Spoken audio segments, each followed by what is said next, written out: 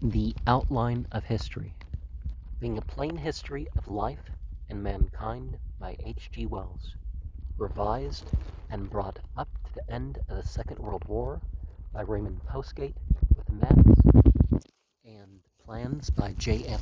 Corbin, Volume 1, Book 2, Chapter 9, Neolithic Man in Europe.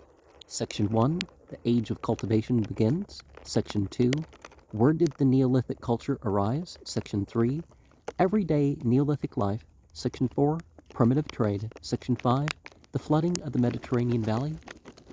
Section 1, The Neolithic phase of human affairs began in Europe about 10,000 or 12,000 years ago, but probably men had reached the Neolithic stage in the lands to the southeast some thousands of years earlier. Neolithic men came slowly into Europe from the south or southeast as the reindeer and the open steppes gave way to forest and modern European conditions. The Neolithic stage in culture is characterized by 1. The presence of polished stone implements, and in particular the stone axe, which was bound to a wooden handle. We don't find the handle, but we do find what appears to be a stone axe head dating a couple million years ago. But it was so big they think it was for ceremonial purposes. Later, this implement was probably used rather for working wood than in conflict. There are also abundant arrowheads. The fact that some implements are polished does not preclude the presence of great quantities of implements of unpolished stone, but there are differences in the make between even the unpolished tools of the Neolithic and of the Paleolithic period. Section 2, The beginning of a sort of agriculture and the use of plants and seeds, but at first there are abundant evidences that hunting was still of great importance in the Neolithic age. Neolithic man did not at first sit down to his agriculture. He took snatch crops, or rather his women first gathered wild seed, and latter, perhaps, sowed snatch crops while he hunted. He settled later. 3. Pottery and proper cooking. The horse was no longer eaten. 4. Domesticated animals. The dog appeared very early. The Neolithic man had domesticated cattle, sheep, goats, and pigs. He was a huntsman turned herdsman of the herds he once hunted. 5. Plating and weaving. These Neolithic people probably migrated into Europe in the same way that the reindeer men had migrated before them, that is to say, generation by generation and century by century. As the climate changed, they spread after their accustomed food. They were not nomads. Nomadism, like civilization, had still to be developed. Nomadism is just as recent and just as highly developed a condition as civilization. At present, we are quite unable to estimate how far the Neolithic people were newcomers and how far their arts were developed or acquired by the descendants of some of the hunters and fishers of the latter Paleolithic age. Possibly, the hunters of the reindeer receded, but the Caspian peoples partly developed and partly learnt from more advanced people in the south and east the new ways of living. Whatever our conclusions in that matter, we may say with certainty there is no great break, no further sweeping away of one kind of man and replacement by another kind between the appearance of the Neolithic way of living and our own time. There are invasions, conquests, extensive immigrations, and intermixtures, but the races as a whole still carry on and continue to adapt themselves to the areas into which they began to settle. In the opening of the Neolithic age, the Neolithic men of Europe were white men ancestral to the modern Europeans. They may have been of a darker complexion than many of their descendants. Of that we cannot speak with certainty, but there is no real break in culture from their time onward until we reach the age of coal, steam, and power-driven machinery that began in the 18th century. After a long time, gold presumably the first known of the metals, appears among the bone ornaments with the jet and amber. Irish prehistoric remains are particularly rich in gold. Perhaps 6,000 or 7,000 years ago, Neolithic people began to use copper in certain centers, making out of it implements of much the same pattern as their stone ones. They cast the copper in molds made to the shape of the stone implements. Possibly, they first found native copper and hammered it into shape. Native copper is still found today in Italy, Hungary, Cornwall, and many other places, but pure copper is inferior to flint as a material for implements. It will not keep an edge. Copper with a mixture of tin, up to 1/10 of tin, is much harder. Later, we will not venture upon figures. Men had found out how to get copper from its ore. Perhaps, as Lord Avebury suggested, they discovered the secret of smelting by the chance putting of lumps of copper ore among the ordinary stones with which they built the fire pits they used for cooking. In China, Cornwall, and elsewhere, copper ore and tin stone occur in the same vein. In Hungary, copper is associated with antimony, and so it may be rather through dirtiness than skill that ancient smelters hit upon the harder and better bronze, which is an alloy of copper and tin. Bronze is not only harder than copper, but the mixture of tin and copper is more fusible and easier to reduce. These so-called pure copper implements usually contain a small proportion of tin, and there are no tin implements known, nor very much evidence to show that early man knew of tin as a separate metal. A lump of tin has been found in the Swiss pile dwelling deposits, and tin was known as a foreign import in Egypt under the 18th dynasty. There is rare Mycenaean tin, and there are probably later but not clearly dated tin objects in the Caucasus. It is very difficult to distinguish tin from antimony. There is a good deal of Cyprus bronze, which contains antimony. A good deal, which seems to be tin, is antimony.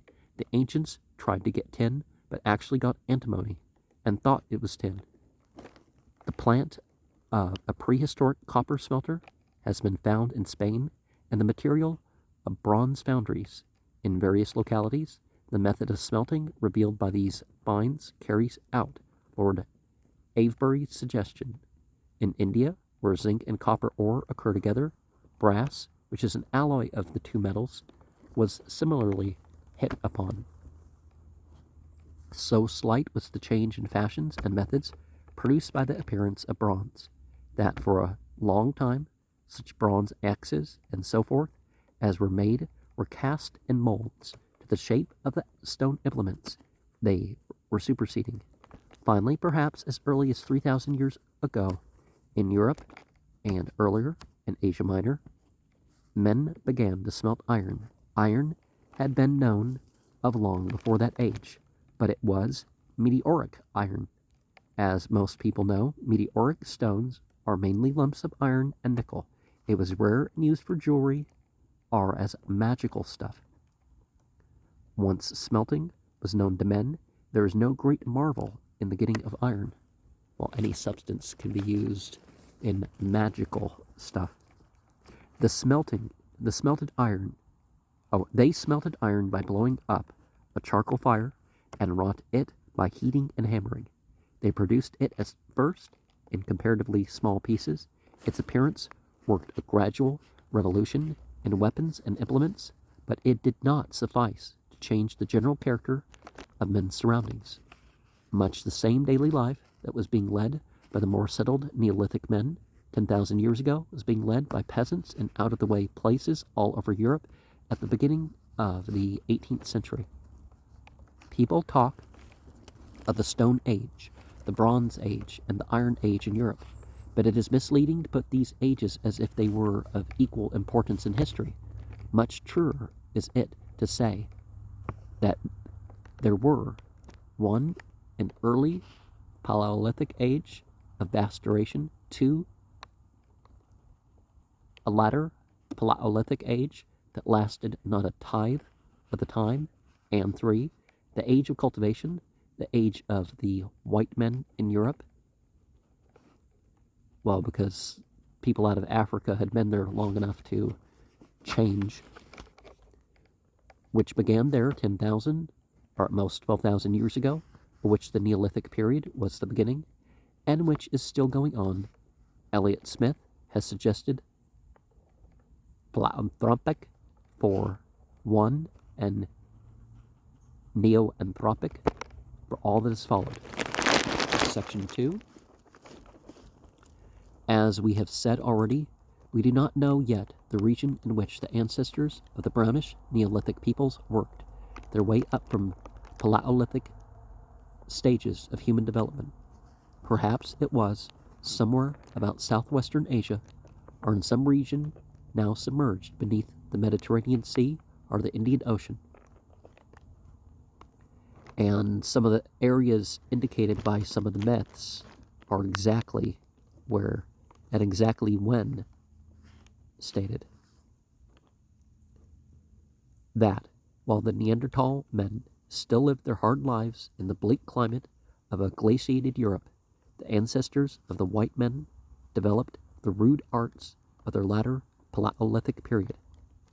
And through the 100 centuries or so, while reindeer men were living under comparatively unprogressive conditions upon the steppes of France, Germany, and Spain, the more favored and progressive people to the southeast were mastering agriculture, learning to develop their appliances, taming the dog, domesticating cattle, and as the climate to the north mitigated and the equatorial climate grew more tropical, spreading northward, all these early chapters of the human story have yet to be disinterred. The material will probably be found in Asia Minor, Persia, Arabia, India, or North Africa, or it lies beneath the Mediterranean waters or the Red Sea. The Red Sea pretty much formed about the time the Black Sea formed. I mean, there was some to it, but most of it about, 9250 years ago? Something like that. Or the Indian Ocean, 12,000 years ago or thereabouts. We are still too early for anything but the roughest chronology.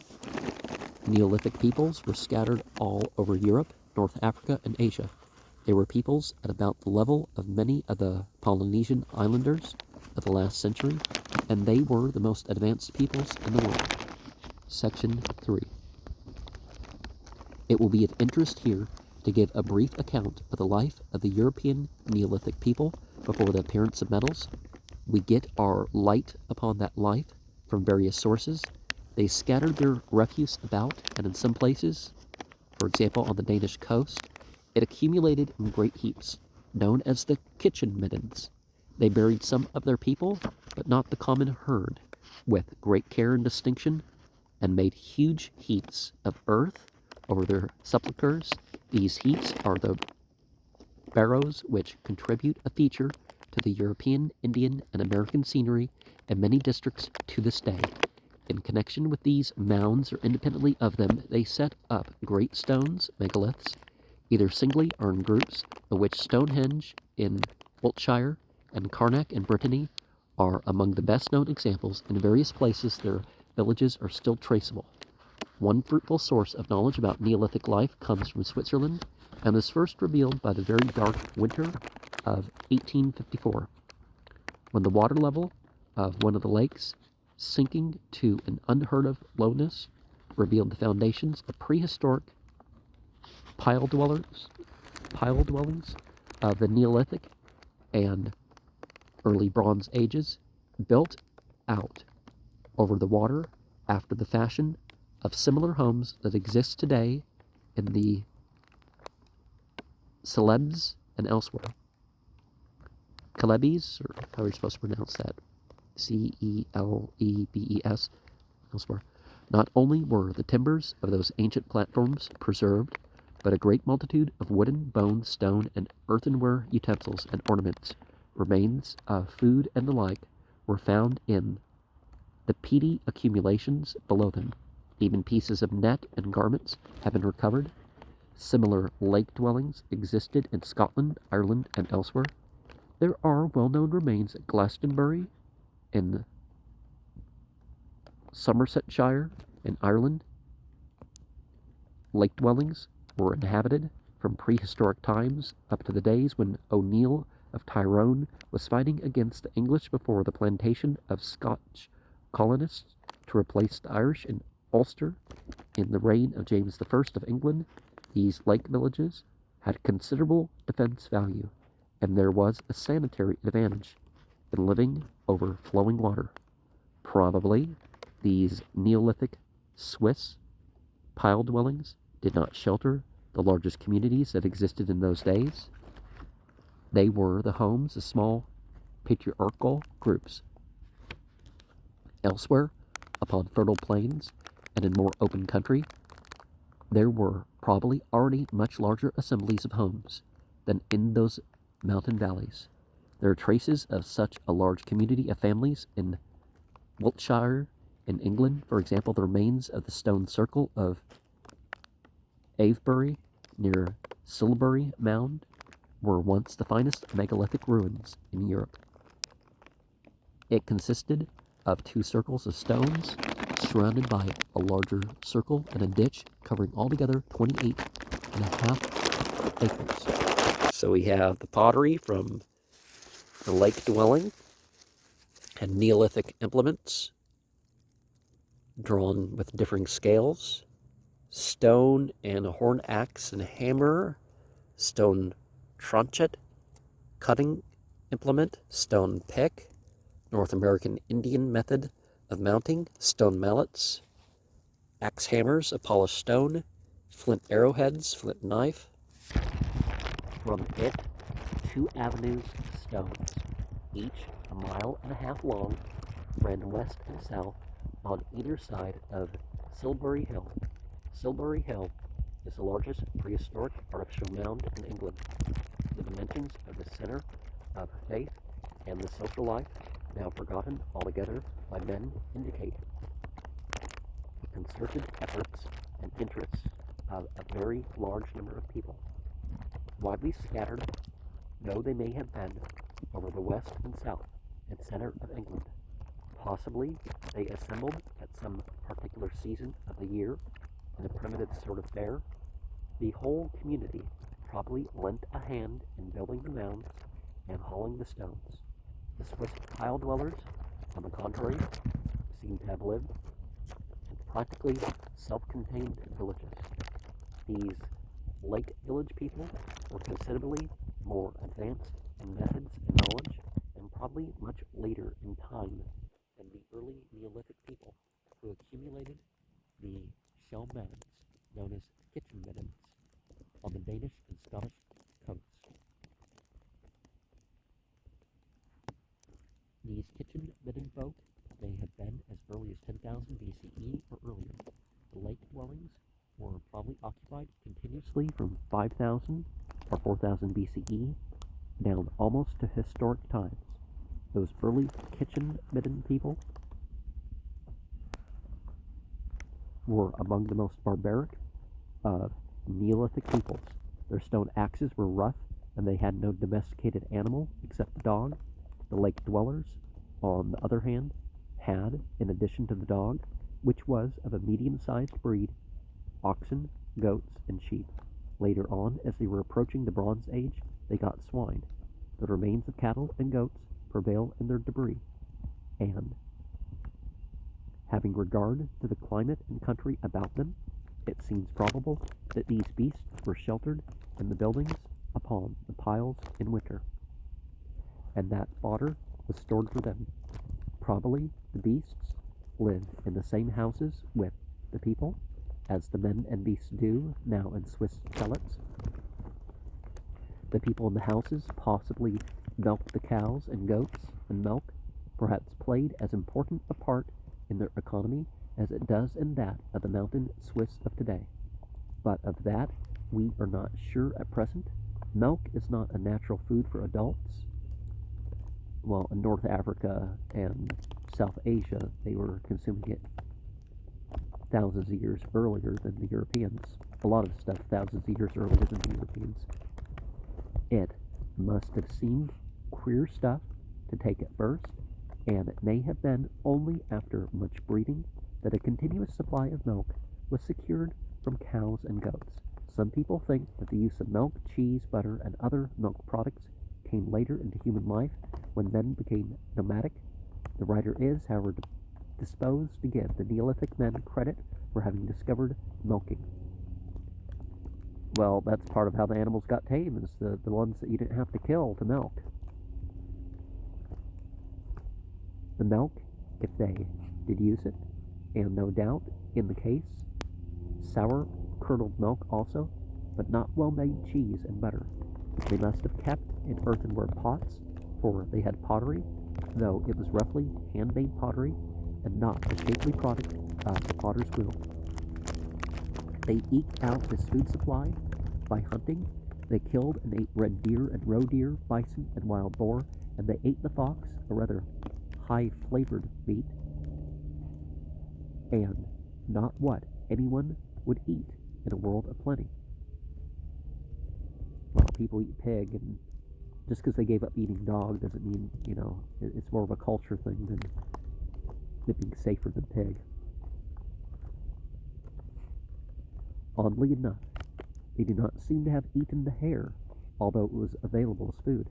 They are supposed to have avoided eating it, as some savages are said to avoid eating it to this day, because they feared that the flesh of so timid a creature might make them, by a sort of infection, cowardly. Well, people had different reasons. Bible believers, don't they not eat hare also? Of their agricultural methods, we know very little. No plows and no hoes have been found. They were of wood and have perished. Neolithic men cultivated and ate wheat, barley, and millet, but they knew nothing of oats or rye.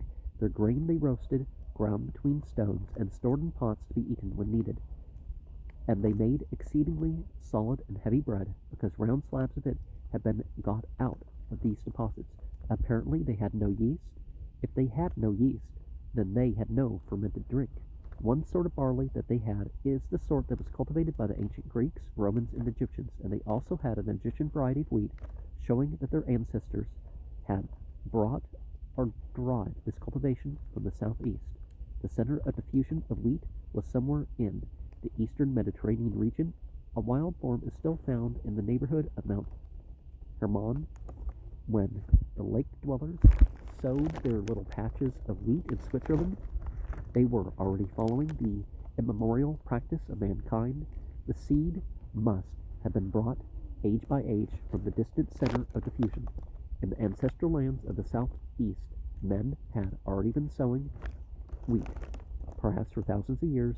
All old-world peoples who had entered upon the Neolithic stage grew and ate wheat, but the American Indians must have developed agriculture independently after their separation from the Old World populations. They never had wheat. Their cultivation was maize, Indian corn, a New World grain. Those lake dwellers also ate peas and crab apples, the only apples that then existed in the world. Cultivation and selection had not yet produced the apple of today. Bananas had a bunch of seeds, and a lot of things were different.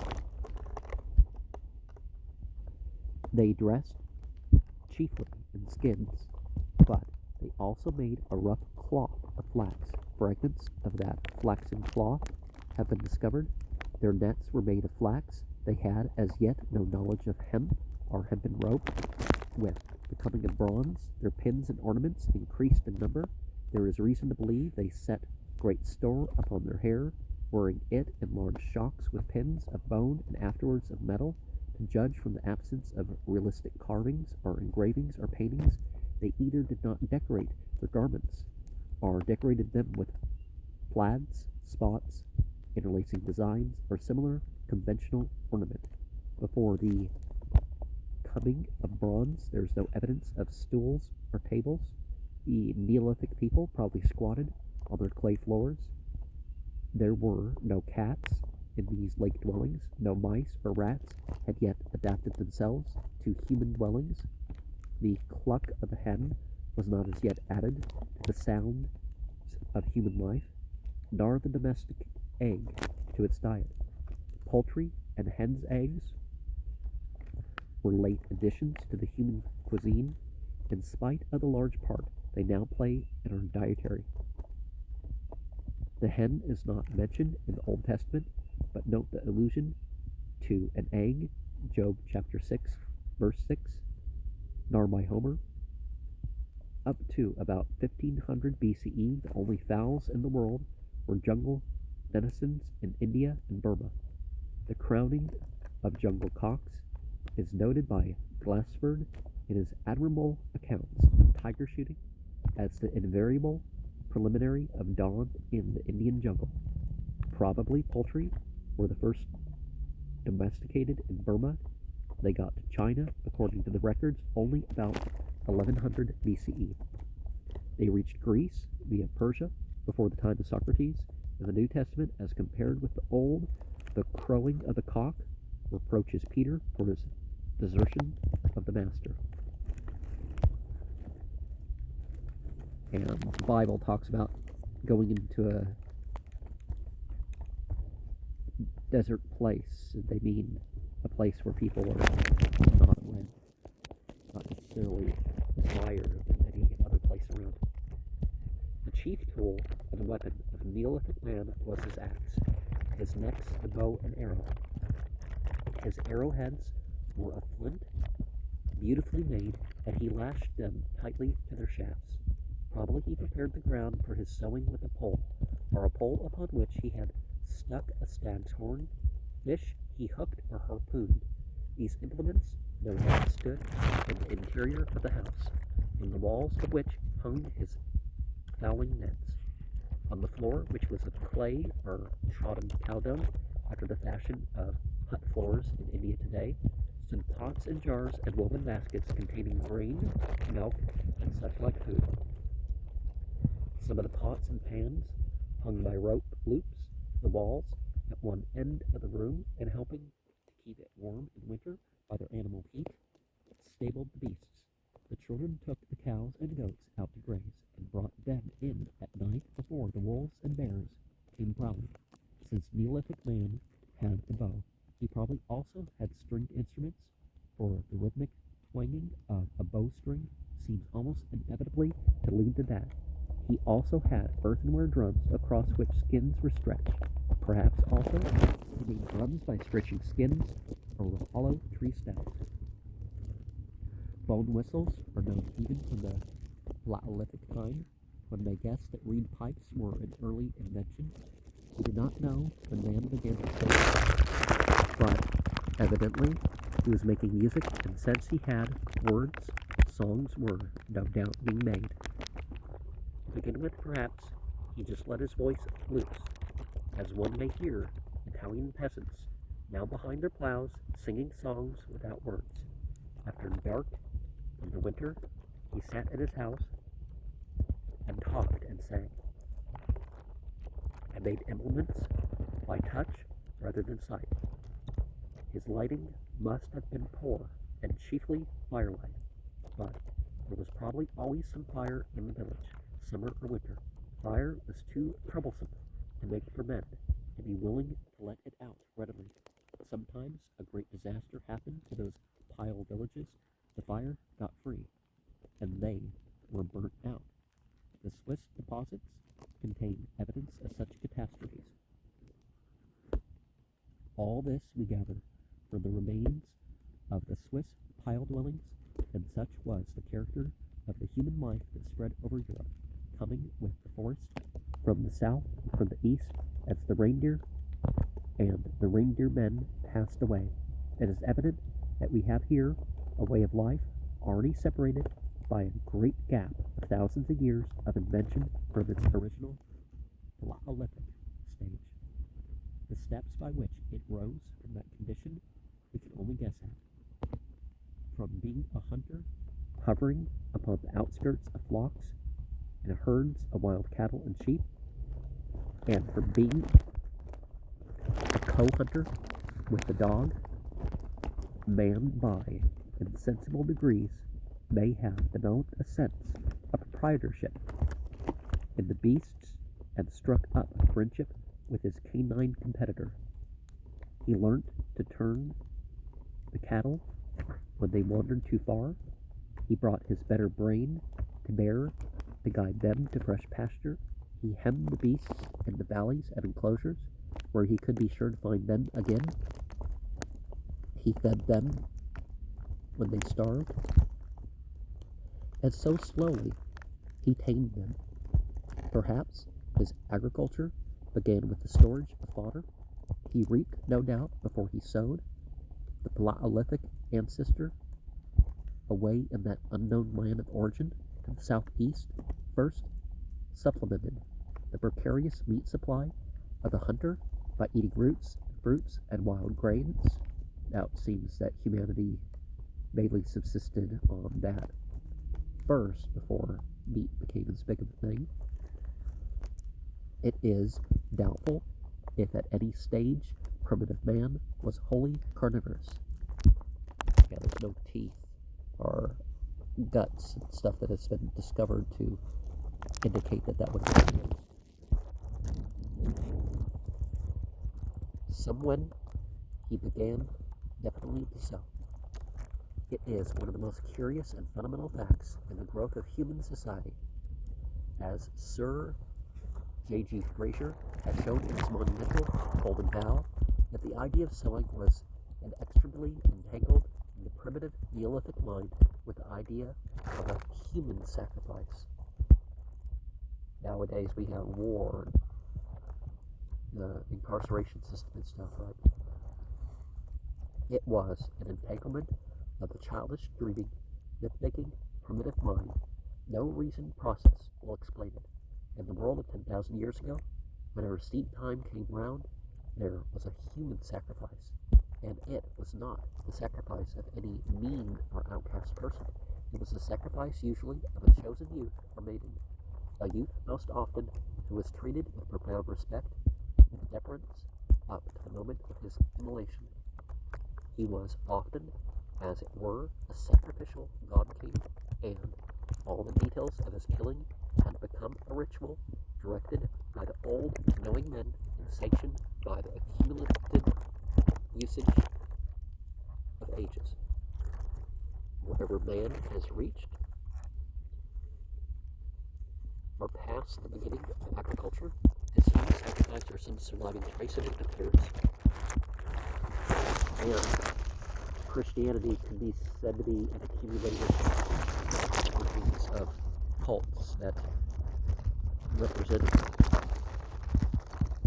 Section 4. All these early beginnings must have taken place far back into time and in regions of the world that have still to be effectively explored by the archaeologist. Neolithic men were long past these beginnings. They were already close, a few thousand years, to the dawn of written tradition and remembered history of mankind. Without any very great shock or break, bronze came at last into human life, giving a great advantage in warfare to those tribes who first had it. Written history had already begun, where weapons of iron came into Europe to supersede bronze. Already in those days, a sort of primitive trade had sprung up. Bronze and bronze weapons and such rare and hard stones as jade, gold because of its plastic and ornamental possibilities, amber because of its translucent beauty, and skins and flax net and cloth were being swapped and stolen and passed from hand to hand over great stretches of country. Salt also was probably being traded on a meat. Dietary men can live without salt, but grain-consuming people need it just as herbivorous animals need it. Hoppeth says that bitter tribal wars have been carried on by desert tribes of the Sudan in recent years for the possession of salt deposits in Kazan, bigotry, barter, blackmail, tribute, and robbery by violence passed into each other by insensible degrees. Men got what they wanted by such means as they could. Section 5. So far we have been telling of a history without events, a history of ages and periods and stages in development. But before we conclude this portion of the human story, we must record what was probably an event of primary importance and at first, perhaps tragic importance to developing mankind. And that was the breaking in of the Atlantic waters to the Greek Mediterranean Valley.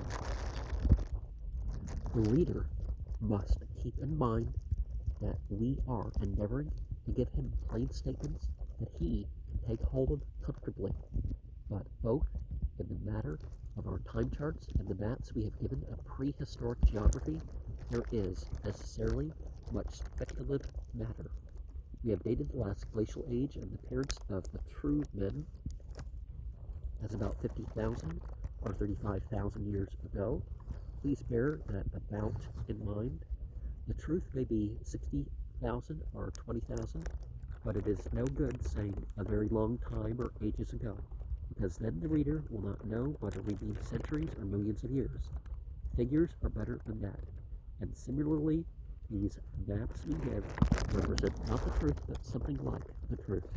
The outline of the land was some such outline. There were such seas and such land masses, but both Mr. Horrobin, who drew these maps, and the writer who incited him to do so, have preferred to err on the timid side. We are not geologists enough to launch out into original research in these matters, and so we have stuck to the 40-fathom line and the recent deposits as our guides for our post-glacial map. And for the map of 13,000 to 10,000 BCE, but in one matter we have gone beyond these guides. It is practically certain that at the end of the last glacial age, the Mediterranean was a couple of landlocked sea basins, not connected, or only connected by a torrential overflow river. The eastern basin was the pressure. It was fed by the Nile, the Adriatic River, the Red Sea River, and perhaps by a river that poured down amidst the mountains that are now the Greek archipelago from the very much bigger Sea of Central Asia that then existed. Almost certainly, Neolithic men wandered over that now lost Mediterranean paradise. The reasons for believing this are very good and plain. To this day, the Mediterranean is a sea of evaporation. The rivers that flow into it do not make up for the evaporation from its surface. There is a constant current of water pouring into the Mediterranean from the Atlantic, and another current streaming in from the Bosphorus and Black Sea, for the Black Sea gets more water than it needs from the big rivers that flow into it. It is an overflowing sea, while the Mediterranean is a thirsty sea, from which it must be plain that when the Mediterranean was cut off, both from the Atlantic Ocean and the Black Sea, it must have been a shrinking sea with its waters sinking to a much lower level than those of the ocean outside. This is the case of the Caspian Sea today. Still more so, it is the case with the Dead Sea, but if this reasoning is sound, then where today roll the blue waters of the Mediterranean, there must once have been great areas of land, and land with a very agreeable climate. This was probably the case through the last glacial age, and we do not know how near it was to our time when the change occurred that brought back the ocean waters into the Mediterranean basin. Certainly, there must have been a zillion and Neolithic people going about in the valleys and forests of these regions that are now submerged, the Neolithic dark whites. The people of the Mediterranean race may have gone far towards the beginnings of settlement and civilization in that lost Mediterranean valley. Mr. W.B. Wright has made some very stimulating suggestions about this. He suggests that in the Mediterranean basin there were two lakes, one a freshwater lake in the Eastern Depression which drained into the other in the Western Depression. It is interesting to think what must have happened when the ocean level rose once more as a result of the dissipation of the ice sheets, and its waters began to pour over into the Mediterranean area. The inflow, small at first, must have ultimately increased to enormous dimensions as the channel was slowly lowered by erosion, and the ocean level slowly rose. If there were any unconsolidated materials on the sill of the strait, the result the result must have been a genuine debacle, and if we consider the length of time which even an enormous torrent would take to fill such a basin as that of the Mediterranean, we must conclude that this result was likely to have been attained in any case. Now this may seem all the wildest speculation, but it is not entirely so. For if we examine a submarine contour map of the Straits of Gibraltar, we find there is an enormous valley running up from the Mediterranean deep right through the straits, and trenching some distance out on to the Atlantic shelf. This valley or gorge is probably the work of the inflowing waters of the ocean at the termination of the period of interior drainage. This refilling of the Mediterranean, which by the rough chronology we are employing in this book, may have happened somewhere between 15,000 and 10,000 BCE, must have been one of the greatest single events in the prehistory of our race. If the latter date is the truer, then the crude beginnings of civilization, the first lake dwellings, and the first cultivation were probably round that eastern Levantine lake, that freshwater sea into which there flowed not only the Nile, but the two great rivers that are now the Adriatic and the Red Sea. Suddenly, the ocean waters began to break through over the westward hills and to pour in upon these primitive peoples. The lake that had been their home and friend became their enemy. Its waters rose and never abated. Their settlements were submerged. The waters pursued them in their flight day by day, and year by year the waters spread up the valleys and drove mankind before them. Many must have been surrounded and caught by that continually rising salt flood. It knew no check. It came faster and faster. It rose over the treetops, over the hills, until it had filled the whole basin of the present Mediterranean, and until it lapped the mountain cliffs of Arabia and Africa. Far away, long before the dawn of written history, this catastrophe occurred. There are tektites from an impact about 7250 BCE. Thereby, it may be, a veil of water was drawn across some of the most fascinating early scenes of the drama of human association. Now, there have been some off-coast things that are very interesting that have been found. Hut urns, the first probably representing a lake dwelling after the Bach.